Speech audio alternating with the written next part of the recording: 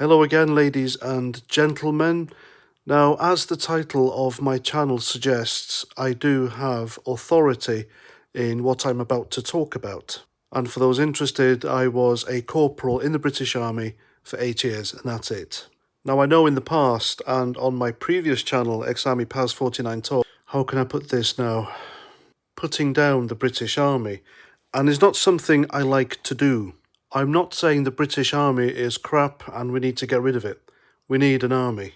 Every country needs an army to defend itself, its citizens, its borders, its culture, and so on. But I have become disillusioned with the state of the British Army as of late, as have many others. Now, when I joined back in '97, I had no other choice. I came from a poor family. I had no prospects, and I left school thinking I wouldn't amount to much. So looking for a better future for myself, I joined the British Army. And I went on to do better than I thought I could.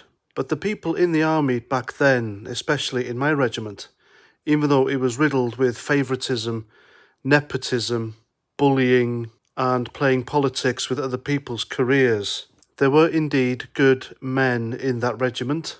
But these weren't ordinary men. They were men who could hold their own. They were men who came from broken homes, difficult backgrounds. They had a rough upbringing. They didn't come from nice, middle-class, wealthy, well-off families. These were men who you could depend upon to serve the country and defend it with their lives if necessary. And these men who managed to climb the ranks made fantastic, wonderful, dependable leaders whom you respected. There was also a handful of idiots who managed to slip the net and go through the promotion process.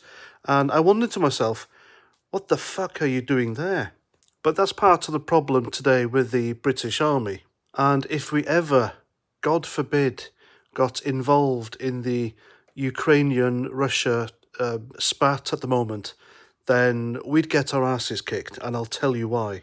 You see, I believe the British Army are recruiting the wrong type of people. The recruiting adverts for the past couple of years have been nothing less of embarrassing, and you can't help but notice they've got a progressive, woke nature about them. For instance, there was an advert out saying it's okay to cry in the army, and then look at these recruiting posters. But it's not just the lower ranks recruits who are going through this left-wing woke change, it's also happening with the officer class. You see, officers who go to Sandhurst to get trained, to get their commission, they're usually men and women who come from universities with a degree, a postgraduate degree, masters even. Even if you have A-levels, you can still go to Sandhurst and become an officer, but your progression through the ranks will be slower than someone with a degree. And if you've come from a university now, then it's unfortunate because British universities are literally socialist cesspools where anti-British propaganda and hatred towards anyone who's patriotic, nationalistic, right-wing, conservative, it's all being bred there. University used to be a place where you went to share ideas, but now you go to university and they tell you what to think, and that's wrong. And this is where the officer class is coming from now. So they're bringing their Marxism, communism, socialist rhetoric with them into Sandhurst. They get trained, they get their commission, they go to their regiments, battalions, squadrons, whatever, and all that rhetoric, ideology is being trickled down. And I can prove this has happened because the army issued this extreme right-wing indicator graph to all recruits. And one of the points here in this graph on how to identify a far right-wing extremist is if they are patriotic. Now, I would have imagined that the sort of man or woman you want to join the armed forces to defend your country, defeat the enemy, keep your people safe, keep the borders secure, would be someone who is patriotic, wouldn't you? But this is a big no-no now, and the reason this has happened is because our country has been weakened, and as the result of our country being weakened, it is also weakening our institutions, our police, fire service, the NHS, as we've all seen during the plague pandemic, And now it's happening to the armed forces. The armed forces has become weakened. It has gone woke, progressive, and in a weird way, it's going broke as well. There have been cuts galore to our armed forces. Ancient regiments have been disbanded or amalgamated, and it's certainly not the fighting force it used to be. This is what bothers me about the British Army. I don't want it to be like this. I think we should be recruiting the right people, i.e., patriotic men and women who want to defend this nation, this union, this island, British interests. Invest in the best equipment and weaponry to supply them with it, and good food as well. When I was in the army, in my day, the rations were absolutely shite. You couldn't eat them. They were disgusting. So to quote Napoleon Bonaparte, an army does march on its stomach. The British Army deserve better food. It deserves better. It deserves better everything, including the level of recruits. And we need to keep these numbers up, and other nations which are a threat to us need to know this.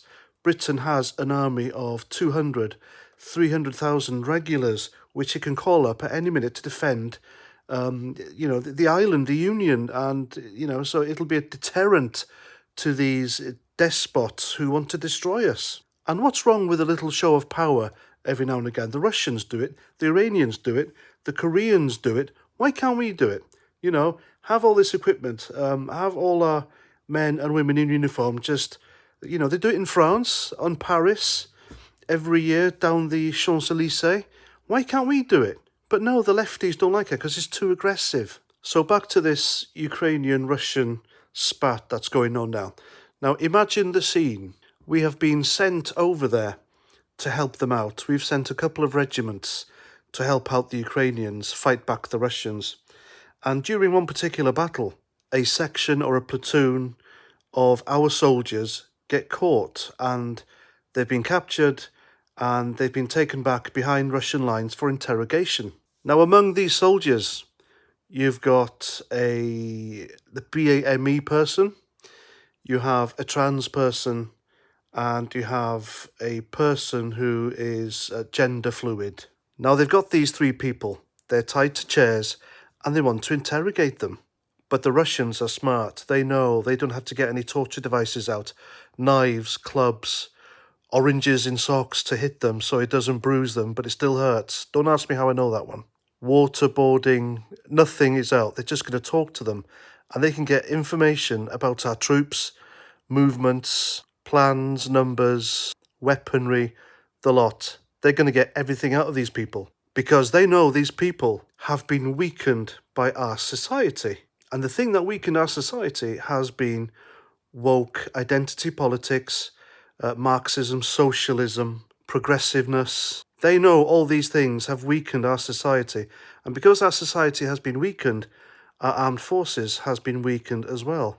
Now, the Russian soldiers first approached the BAME British soldier. Now, when I went skiing with my regiment in Austria, in a town called Hochfilzen, I think this was back in the year 1999, there was a BAME person with us, and he was a bit of a Jack the Lad. He was known to have slapped his wife around a few times. He was a bit of a ruffian, not someone I really enjoyed the company of, but he was a nasty piece of work and he could hold his own. But anyway, we were in this lodge, and one evening I saw him in the corridor sat by a desk writing something down, and he was crying. This man was crying. This big, burly BAME soldier was crying. So I asked him what the hell was the matter, and he told me that one of the skiing instructors have called him the N-word, and he was to write a statement down immediately. So I said to him, "That really upset you, calling you the N-word?" Yeah, it did. And I was quite astonished, because this guy, who was known for causing fights in pubs and clubs, liked to slap his wife around every now and again, could be so easily broken and brought to tears by the N-word. So all the Russian interrogators have to do to this BAME soldier is call him the N-word, maybe over and over and over, because they know that thanks to the conditioning in our society in the West, and thanks to woke progressive politics, it is virtually forbidden for any white person to say the N-word, regardless of context. And so by throwing this word continuously at this BAME soldier, they could very well break him, and he will give information away with no problem whatsoever. So up next, the Russian interrogators come to the trans soldier. And once again, because they know that British society has been weakened, and this former male who now identifies as a female, then all they have to do is either dead name or misgender this soldier. And if they do it over and over, they'll eventually break this person, and then this person will give information about troops in a jiffy. Because all you have to do is look onto social media, and Twitter especially, and see how upset and hateful trans activists can be when someone is dead named. And dead name is calling a trans person by their former name, and misgendering is calling a female trans who is now a bloke she or her. So lastly, the Russian interrogators come to the gender fluid soldier. And again, all they have to do, and they know this, is misgender this person, and they'll break them. Now, the reason I am mentioning these certain demographics, because if you look at social media and the mainstream media, then you will hear and see stories all the time of these people literally losing their shit because of hurty words. And if they can't cope with people saying the wrong things or having the wrong opinions, and stamp their feet on the floor, have a tantrum, and then call the police because it's a hate crime, then how on earth are they going to stand up serving our country with the possibility of being captured by the enemy? Do you think the enemy are going to be so politically correct and take their feelings into consideration? Of course not. Now, I'm not saying these three demographics would make poor soldiers, but I hope you see and understand what I'm talking about when I try and show you where I think this could all end up. And all because our society here in the West has become weakened by political correctness, cancel culture, and social media platforms that have become echo chambers. Anyone, absolutely anyone, regardless of whatever the hell they identify as, has my admiration and respect for joining the armed forces. But they need to realise that the enemy doesn't give a flying monkeys about your feelings, hurty words, nor your rights. The enemy is brutal, and he wants nothing more but to make you die for your country. So to reiterate what I said earlier, I want a better British army, and this country needs it. And that's my opinion. I would like to see your opinions in the comments. And if you like what I do, if you want to support my channel, then by all means you can buy me a beer. The link is down below. And don't forget, I'm also on GETTR. GETTR is like Twitter, but it's better. You can say whatever the hell you want. There are a few lefties on there. For some reason, they hound us off Twitter and Facebook. Then we go on to GETTR and Telegram, and they follow us to GETTR and Telegram. What's that all about? I thought they hated us. But there we go. It's always better where the Patriots are, I guess. So that's that. Comment, share, subscribe, share my stuff everywhere. Lefties hate that as well. And until my next video, Roger Trout.